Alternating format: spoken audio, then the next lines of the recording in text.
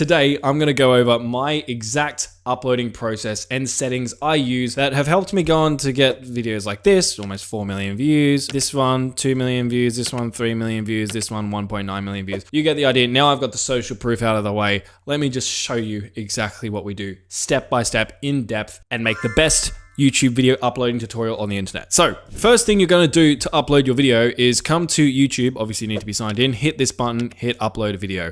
Pretty straightforward. I have already done that and you can see I have a video being uploaded or has uploaded right here. The first thing we're going to look at is the title. Now we're going to get on to some of the more advanced settings and cool fun stuff later, but we need to spend some time on the title here because the title is incredibly important for a number of reasons. First myth I want to bust. There have been people around here saying that the file name of your video, which is often reflected in the title, impacts your SEO and how well your video ranks. That is a complete lie. Ignore anyone who says that. But what does matter to SEO is your video title itself. So if you want to rank your video in search, getting this right is the most impactful thing you can do. The thing is though, not every video is designed to get the majority of its views from YouTube search. So let me give you an example. Let's go this video that I showed you earlier. This is a video where I say, I bought 5 million YouTube views, here's what happened. Now, when you think about this video's got 2 million people to watch it, but not many of those people are probably going to YouTube search and typing in, I bought 5 million views, blah, blah, blah. So instead, most people probably would have found this on their YouTube homepage or in their next up. And as you can see here, if I go into traffic sources, you can see that this is correct, right? Only 5% of my viewers actually came from YouTube search. So why does this matter? Well, it means that if your video is the kind of thing that's not going to be found through YouTube search. That's something like I bought 5 million views, or I discovered this crazy challenge, or whatever it is, something that people probably aren't going to be searching for. You don't need to worry about including any keywords or SEO stuff here. Just focus on making this title as clickable as possible. The more clickable it is, the more likely it is the algorithm is going to promote that video to viewers on the homepage, on recommended, and your video is going to get a lot of views. However, if your video is the kind of video that is likely for people to search for it, so tutorial videos are a good example of this, like how to change a light bulb, for instance. In those sort of instances, it's very important that you get keywords right because otherwise your video is not going to show up. And the reason I'm telling you all this here is creating the right title that's going to get you the most amount of views really depends on the type of video you're posting. And you need to evaluate your video, figure out which of the two buckets I've just mentioned it best fits in, and then write your title accordingly. I might turn gain into get because I'm a dumb Australian who doesn't like long fancy words. Then I might come over here and type get analytics access to a YouTube channel like a pro. Because what I think viewers who want to find a video like this are going to most likely be typing into YouTube is something like how to get analytics access to a YouTube channel. And so I want to make sure those keywords are in my title. Now you can use a keyword research tool like vidIQ, for instance, to dive a lot deeper into the best keywords and search phrases to include in your title. But for now, I'm just going to leave this and move on to the next part of our video, which is the description. Now the description is something that people get wrong all the time. And it's actually one of the most important elements to uploading your video. So here is the description template I like to use for all of my videos. I'll explain exactly how to use it and why I use it right now, but I'm going to give you this template for free later in the video just as a bribe to keep you watching and get my watch time up. But anyway, so the first bit of the description is you want a little text hook that sort of elaborates and teases what your video is. This hook, we don't want it to be any longer than 95 characters. And I'll get to why that is in a moment. Also, if you're creating a searchable video, like we talked about earlier, you want to make sure that you're including your keywords in this section. If your video isn't very searchable, it doesn't really matter what keywords you include in here. Just make sure this section entices and excites people to stick around for the video. All right, so I might write something like, here's a step-by-step tutorial on the easiest way to get analytics access to a YouTube channel. I'm just gonna check the character count of this. Bam, perfect. 94 characters. I'm just using an extension. It's called character count. It's completely free. And again, if you're seeing extensions and stuff around my uploading process, I like using tools to make my life easier, but you can do most of this stuff manually if you don't mind putting in a bit more time. So now we're going to move down our description a bit to this section. This is what I call your first call to action. And a call to action is where you promote something. And if you have a product or service, obviously this is the perfect place to put it. And you might be thinking, but Marcus, I don't promote anything. I don't have a product or sponsor or whatever. That's fine. Promote another one of your videos here. If someone clicks on your video and then they click on your call to action, you've now turned one view into 2 views. So don't miss out on that opportunity. And you want to copy the exact spacing and character counts I mentioned here, because what we want this to look like is, let's go to a video on YouTube, good old Grammarly ad. What we want our description to look like is this. So you're gonna have your first text hook, that's the first thing people are gonna read, and then you're gonna have your call to action here with the link showing up, whether that's to your product, service, or another YouTube video. And this is all gonna show up without people having to click on the more button. You don't wanna push this link down to another row, because if you do, then people aren't actually gonna be able to click on it without clicking on the more button. Now, speaking of links, this is something else that people stuff up. If you're linking to a product or a service or a website, then try to have a unique tracking link for every single video. That way you know exactly what videos are sending traffic to your website. Because some videos send more traffic than others. For example, I had a video that got 700,000 views, I think, and it was sending double the amount of leads to my website as another video I had that I think had like 1.4 million views. And without my tracking link, I would have had no idea that my 700,000 view video was more successful, and I would have kept making more videos like the one that got 1.4 million views. Now, if you're not sending traffic to a website, let's say you're promoting another YouTube video, you don't just want to link the video here. What you want to do is create a playlist. And if you haven't got any playlists already, you just want to come to your YouTube studio, come up to create, click on create new playlist, just add in the title of your playlist, description doesn't really matter. And then click add videos and add a bunch of your videos to this playlist. And the reason you are going to do this is because if I go to one of my playlists, let's say I go to this one, and now that I'm inside of this playlist, I copy this link and use this link for my call to action. When someone goes to this video and clicks on this link, not only is it going to actually open up the video, but it's going to open up the video inside of a playlist, like you can see here, which is good because one, it pushes down all of the recommended competitor videos and make it harder for viewers to see them. And they have to scroll all the way down here to see these videos. But two, it means that if people get to the end of your video, now they're going to just automatically be loaded up another one of your videos, and then another one, and then another one, which is going to hopefully help you get multiple views off the same viewer. So I'm going to put that there. Next, what I like to do is I like to have this videos to watch next section, and I have a couple of different videos that are related to the topic of the video I'm posting with links to them, again, to try and get people to watch multiple of my videos. And what you'll notice here, if you look at these links carefully, you'll see that these look like the link I just showed you. And that's because these are also playlist links. So if I copy this and I chuck this into YouTube, you'll see that it loads up this video, but it loads it up again inside of a playlist. Now down below, what I like to do now is have another section for calls to action. Again, I use emojis here because I want to draw people's attention to these calls to action. This is exactly the same as the call to action that's up here. I just changed the wording of it. So if people don't click up here, I have another shot of getting them to click down here. So what I would do is I could just like copy something like this. Instead of doing want to watch me buy 5 million views, I could just do something like, I spent $80,000 buying views, watch what happened here, which is actually true, by the way. And again, I'm just going to promote the exact same thing. So now I've got the opportunity to try and get people to do this thing. And then below that, I'm just going to have any other calls to action that I want to promote. So this could be maybe your social media. For me, it's an email list. I highly recommend people promote an email list, especially if you're an education type channel, because it means if anything ever happens to your channel, you have all the email addresses of your subscribers, and so you can just email them your new videos or your new offers or products or whatever it is. Now below that, I like to have a little quote. I don't know if this actually makes a difference, I just like it. I'll then have my contact information for brands, and then below that, I will have a bunch of hashtags. Now, I get a bunch of questions about these hashtags. Firstly, people ask, is it not allowed by YouTube? And the answer to that is no. If you read YouTube's terms and conditions, they say you can have up to 60 relevant hashtags, and I usually have about 50 here. And when you link a hashtag in your video, it's going to, one, show the hashtags at the top of the description. But if you click on those hashtags, it's also going to make your video show up when people type in that hashtag. Now, do many people type in hashtags? No, this isn't a great strategy to get huge amounts of views. As you can see, there's only like me and 2 other creators actually tagging their videos with these hashtags. But I think about it this way.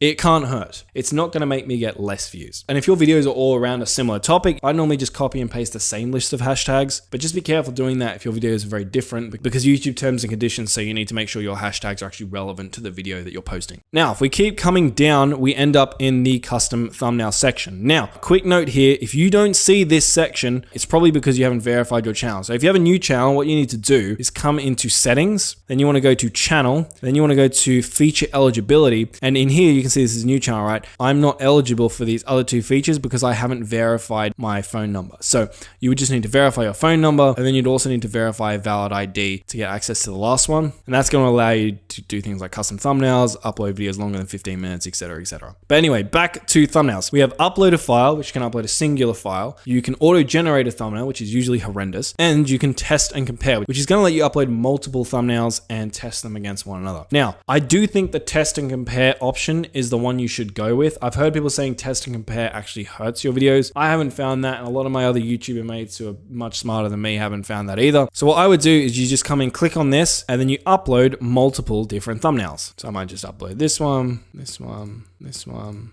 Now, what I will say is that I have been getting some interesting results from thumbnail test and compare. Let me show you what I mean. So if I come to my content, you can view how your thumbnails went later by coming down to the video that you added on, clicking on options and clicking on view, test and compare. I did test and compare, but with 3 of the exact same thumbnails. I did this across multiple videos. What you can see is that YouTube actually gave me very different results. It said that this thumbnail was the most successful with a 40% watch time share, and this thumbnail was the least successful with 27% watch time share, which is interesting because these 2 thumbnails are literally exactly the same. So right now, should you fully trust YouTube's test and compare feature? A friend of mine has actually talked to YouTube's developer team who created this feature, and even the developers who created this feature say that they think it's about 50% accurate, which probably means it's like 30% accurate. So long story short, don't take the results that you get from thumbnail test as gospel. Also, it's not a bad idea to run the thumbnail test multiple times to make sure that your winning thumbnail actually is a winning thumbnail. But overall, I still do use it right now, assuming all 3 of your thumbnail variations are actually good quality. All right, if we continue down, we now are at the playlists section. Here, you can just click in here and just select all playlists that are relevant to your video and just hit done. Coming down further, we are at the copper section. This is where you have to designate whether your video is made for kids or made not for kids. The way you want to think about this here is think about, is your video made specifically for kids? So think about something like Peppa Pig, right? The TV show. That TV show is made specifically for kids. So if you're uploading videos like that, then yes, the video is made for kids. On the other hand, if you're uploading videos that are akin to, say, Marvel movies, right? Marvel movies aren't made for kids, even though kids enjoy watching them. And if your video content allows for you to do this genuinely, selecting no is usually the option you want because it's going to give you a whole bunch of extra features that would be unavailable if you said your video is made for kids. All right, continuing on, age restriction. If your video is very explicit, then yes, you can restrict it to viewers over the age of 18. Most of the time, you don't have to worry about this. Also, video game violence and stuff doesn't really count. So I had gaming channels, for example, for 5 years, lots of killing and death and stuff like that, and I never had to restrict my video to over 18s, and I never had any problems. So continuing on, paid promotion. If you have sponsors or brand deals, you're supposed to check this box legally. Now, I'm not saying you shouldn't check this box, but I will say that a lot of big creators, and you guys have probably noticed this, don't check this box even when they are promoting things. So like, if you get this one wrong, it's probably not going to matter, but I guess you should try and be genuine about this. Now, if you do check this box, it's going to show a little banner at the beginning of your video that says this video includes paid promotion or something like that. Now, next we have YouTube's AI section. So basically, if you've created AI characters or footage that could be mistaken for real characters or footage, you're supposed to check yes here. So I'm just going to click no because I don't include that. Now, next one, we have automatic chapters. Chapters are those things where you can see the video play bar has been broken up into multiple different segments. Sounds like a really great idea, turning on allowing automatic chapters and key moments.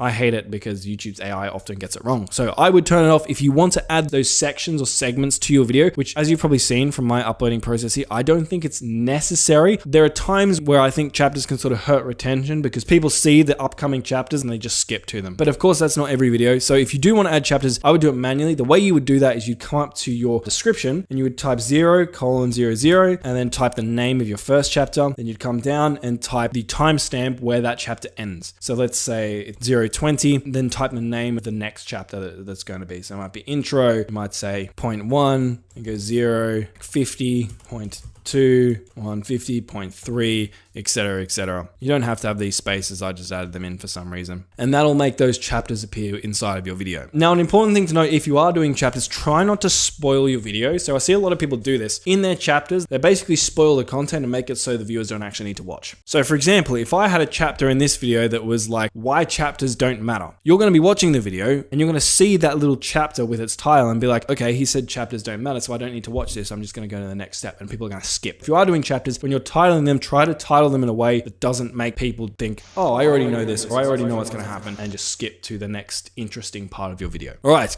going back down, continuing on. Allow automatic places. We don't want YouTube to dox us, so let's take that off. Next, automatic concepts. Turn that off. You don't want that. Next, we have tags. Now, tags in 2024 and beyond basically don't matter. I do use tags. My rationale reasoning for that is the fact that YouTube has still included them means that they are somewhat relevant to some degree, but in my experience, the difference tags make is so minute that I put very little effort into this. I will basically just use a tool like vidIQ. I'll type in like one keyword, just copy all of the related keywords that show up and paste them in here in bulk. So it would literally take you like 20 or 30 seconds to do this, and I don't think you should even bother spending more than that amount of time on tags. All right, continuing down. Video language, you can select that here. Caption certification, leave that at none. Recording date, I don't know why they have this. Almost no one uses this feature, but I guess you can add the recording date of your video if you really want to. Now, license and distribution. If you select standard YouTube license, it means that people aren't supposed to take your video and re-upload it themselves. If you select Creative Commons attribution, it means that people can re-upload your video or re-upload parts of your video as long as they give you credit. Now, I like to leave it at Creative Commons attribution because I think, well, if someone wants to re-upload my video and credit me, it's like free promotion. It's free marketing for me. Why would I not want that? So most people have it as standard YouTube license because they don't want people to steal their content. I'm like, if you want to steal my content and promote me in it, fine, like go for it. Please be my guest. Cool. Next one is allow embedding. If you have this checked, it's going to allow people if they want to embed your video into their website. Same thing here. If people want to embed my video into their website, it's free marketing, free views for me. Of course you can do that. And the next one down here, this is a really interesting one. So publish to subscriptions feed and notify subscribers. Now, when you check this, it means when you post your video, it's going to end up in your viewers' subscriptions feed and notify any people who have the bell notification turned on. And you would think that you would want to leave this on. Here's why not. So if you post a variety of different types of videos, let's say you've been posting a bunch of Minecraft videos and then you go and post a guitar tutorial video. If you have your publish to subscriptions feed and notify subscribers checked, in the beginning, YouTube's going to be more likely to promote your guitar tutorial video to the viewers who watch your previous videos, who are interested in Minecraft, not guitar tutorials. And so those viewers don't click, they don't watch, and sometimes that can get the algorithm confused and it thinks, well, this is just a bad video. Maybe it's the best guitar tutorial in the world, it's just been promoted to the wrong audience. Sometimes YouTube doesn't seem to be smart enough to figure that out. So in my opinion, think about it like this. Would the viewers of your previous videos also really want to click on this video that you're about to publish? If the answer is yes, great, leave this on, publish it to subscriptions feed and notify your subscribers. If the answer is no, leave this off because you don't want YouTube to send your video to the wrong type of person who's not going to watch and is going to make it less likely that the algorithm will promote your video more in the future. Next, allow shorts remixing. This will just allow people to create shorts using your content in your video. Again, I like to allow this because free marketing. And if we come down to category, this is where you can select the category of your video. Now, if you select certain categories like gaming, for instance, it'll actually allow you to type in exactly what the game is that you're playing. In other categories, say like comedy, doesn't require any sort of additional specification. So I would just go through here, select the category that makes most sense to you. And if there are any additional prompts that show up when you select your category, just fill them out to be as accurate as they can be in describing whatever type of content it is that you've made. So for this video, I might just go like education. This is going to be like a how-to video. It isn't part of any academic system, so I'm just going to go none. And here I would just type in whatever it is I help my viewers with. All right, continuing on, comments and ratings. I like to allow comments to be on. For comment moderation, I like to have it at basic as well. If you get a lot of hate comments and you can't handle them, you could put it at strict or hold all, and that will only allow comments to get approved to be published to your video. Basic's pretty good in my experience. And last, you can choose how you want to sort your comments by. Always leave this at top because that's how most videos on YouTube are sorted. And of course, you want to allow people to see how many people liked the video. Otherwise, people will think you're weird and you're hiding something. So now we've done all of that stuff, we can just hit next. If your channel is monetized, you can come here and click on, which will mean that your video is going to show ads. Now, if your video is over 8 minutes in length, you can actually insert mid-roll ads into your videos. So there's going to be ads that play not just at the beginning of your video, but during your video. But if you're at the point where you have 1,000 subscribers and 4,000 watch hours, which is how many you need to monetize, you probably already know how to do that. So I'm just going to keep going. Cool. Next is ad suitability. So basically, you just want to go through this questionnaire and just answer all of these questions as accurately as you can. So I might just have that. Adult content, there's going to be none. Violence, none. Harmful acts, none. Recreational drugs, none. None. Cool. None of this is that. So then I can just hit submit rating and then I'm going to hit next. And you always want to try and be as honest as you can in this section, because if you stay honest there, YouTube is going to basically allow you to continue moderating your own content. But if YouTube picks up that you're lying about what's actually in your video, then they're going to stop trusting you, and they might actually need to review your videos, which could take some time, meaning that if you want to post your videos right away, you're going to miss out on a chunk of ad revenue while YouTube are reviewing your ad suitability. So next, we're into video elements. You can add subtitles here if you want to reach a broader audience. YouTube automatically adds subtitles for most languages. I just let YouTube do it because it's pretty good. Next, you can click on add an end screen. What an end screen is that video box or playlist or channel subscribe icon that pops up at the end of a YouTube video to do whatever it is you want it to do. So you can import an end screen from a previous video, and we're just going to create one custom for this tutorial. So I'm going to click add. So YouTube has a couple of different templates you can use here. What I like to do personally is I like to promote a video. So your video is going to pop up here. What you can do is you can click on this, and I like to drag this out like that to make it as big as possible and chuck it right in the center of the screen. The reason I do this is the more elements you add onto the screen, the more what's called decision fatigue is induced. So when I was working in marketing for 4 years, what I learned was the more choices people have, the less likely it is that they're going to make any choice at all. So I like to just give people one big choice, which is the thing I want them to do, which is to watch another one of my videos so that I can turn that one viewer into 2 views. Now, the other thing I like to do is end screens by default are set to last about 20 seconds. 20 seconds, in my opinion, is way too long. It doesn't take people 20 seconds to decide on whether or not they want to watch your next video. So if you want to scroll to the end of your video to see how long it is, you have to like kind of drag your playhead off the screen like that, and then click on this little button and it'll like move it to the end of your video. So I can see that my video is 4 minutes and 47 seconds long. So I'm just going to drag this over to here, click on my playhead, and then I'm going to drag this down to, let's say it was like 47 seconds. I think giving people about 7 seconds is enough time, ideally. So I'm just going to chuck that there. The reason I don't have a hard and fast number here is because I usually like to, in my videos themselves, actively promote the end screen that pops up. So I'll say something like, hey, if you want to watch XYZ video, click on that video on screen right now. And depending on how long it takes me to say that call to action will depend on how long it is that I have this end screen show up for. So I'll basically just have this end screen show up at the point where I say there'll be a video on screen right now. So I'll just drag it to wherever that is. But roughly my end screens usually end up being about 5 to 10 seconds. Now, after you've selected your placement and how long you want the video to be for, you can select what kind of video you want to feature here. Now, if you have no idea, I would just select best for viewer and let YouTube choose what video to promote to your viewer. But if you do what I mentioned previously, where I actually have a baked in call to action in my video script where I'm like, hey, go check out the video on screen that's going to help you do XYZ. I like to come to choose a specific video and then choose the specific video that I am promoting in my outro for obvious reasons. So once you've done all of that, you can just hit save. And the last thing is cards. Basically, cards will show this little like icon at the top right hand corner of the video, but not many people click on or use cards nowadays. So vast majority of people, I don't think you need to use them. So we're just going to hit next here. Now it's going to show us a screen to see if we have any copyright issues in our video. So for me, I'm all good because this video has no copyright issues. So we're going to hit next. So what you're going to want to do is first save your video to unlisted. Now, when you upload it to unlisted, it means no one will be able to see it unless you directly send them a link to the video. Let it sit for an hour or so while it publishes the HD version of your video. Because if you just upload your video right away to public, the video might have only processed to standard definition. So when people watch it, it's not going to look very good. Also, YouTube might not have checked whether or not you have any copyright violations yet in your video, because also that can take some time sometimes. So you might find that you upload a video, you post it, and YouTube's like, hey, this video has copyright issues. And at that point, you've posted it and it's too late. So upload it to unlisted until all of your copyright checks and your high definition version of your video is processed. Mine, you can see it already has down here from these icons, but a lot of longer videos might take some more time. Now, what I personally like to do is come down to schedule, and I like to schedule the video to go live at my peak time. So when most of my viewers are active. So that vidIQ extension I told you about that I've got installed tells me that my best times to post are between 12 and 2 a.m. So I could just select whatever day I want my video to go live on, and then I would select 12 a.m. so that it goes live at the beginning of my peak time. Now, if you don't have vidIQ installed, something you can do is you go to your YouTube channel, you go to YouTube Studio, then you're going to go to your analytics, then you're going to come to audience, the audience tab.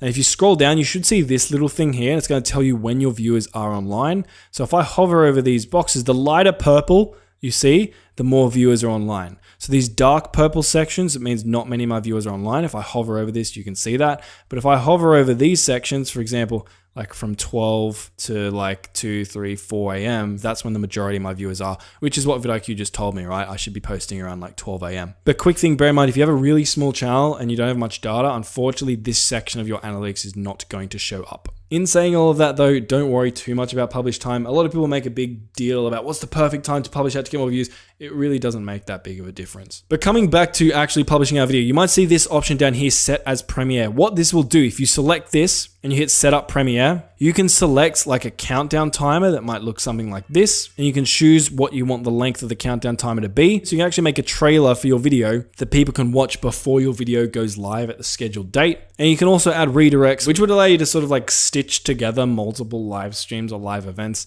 I never use this. But anyway, if you're creating a really big, massive, exciting video, I like to set it as a premiere to try and sort of build a bit of extra hype within your audience. If you don't really have an audience at the moment, then setting as a premiere doesn't really matter. But I would say try not to do too many premieres, because if every single one of your videos is a premiere and you're uploading frequently, then eventually when you do premiere a video, people are just gonna be like, well, he always premieres. Like, it's not really that special. So I try and be selective with this. So when people see me publish a video as a premiere, they're like, oh, this one's special. And so if you hit that, your video is gonna show up as scheduled like this, just sort of build hype for when the video is supposed to go live. And when the video does go live, there's gonna be like a live stream chat where viewers can interact, and you can interact with your viewers while everyone's watching it for the first time and cool stuff like that. And now all of this has been done, you just hit schedule. Close this out, and you can see that the video has been scheduled like so. And if I go to my channel really quick, I need to do this really quick because I need to delete this premiere because it's gonna make my channel look stupid. Let's load it up. If I go to my homepage, here, you can see it right here. So you can see upcoming, how to get analytics access to a YouTube channel, blah, blah, blah. If I click onto this, you can see that I've got a premiere and there's one person currently waiting, and the kind of, the wait looks, it looks like this. Anyway, I'm gonna delete this really quick so people don't see it. Oh, this is stressful. A lot of people go through this and think that just by publishing their videos properly, it's going to help them get more views. It's actually more about, well, actually, I have a whole video on this, so I'm not going to get into this now because this video's already been super long. Video on screen. Go watch that video. Make sure you do all that stuff first, and then come back to this publishing guide. Then publish your video like I've just shown you here, and you're going to give it the best possible chance of getting more views. So go check out that video, and I'll see you on the next one. See ya.